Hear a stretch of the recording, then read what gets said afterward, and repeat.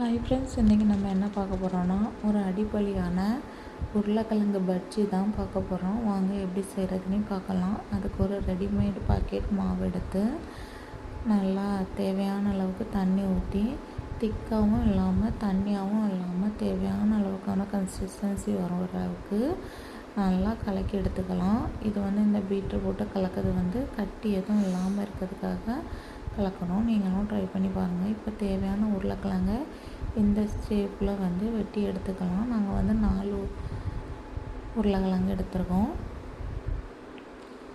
இப்போ வெட்டி முடித்ததுக்கப்புறம் ஒரு பேனில் தேவையான அளவுக்கு எண்ணெய் ஊற்றிக்கலாம்.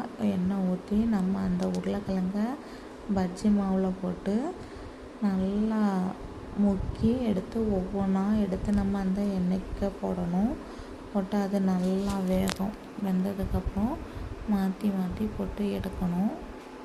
நம்ம இதை ஈவினிங் ஸ்நாக்ஸாக நம்ம வீட்டு குழந்தைகளுக்கு செஞ்சு கொடுக்கலாம்.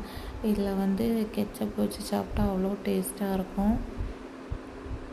அப்புறம் நம்ம வீட்டு குழந்தைங்க நல்லா விரும்பி சாப்பிடுவாங்க உருளைக்கிழங்கு பஜ்ஜி. இதை நல்லா இந்த மாதிரி போட்டு மாற்றி மாற்றி எடுத்தால் உருளைக்கிழங்கு பஜ்ஜி ரெடி.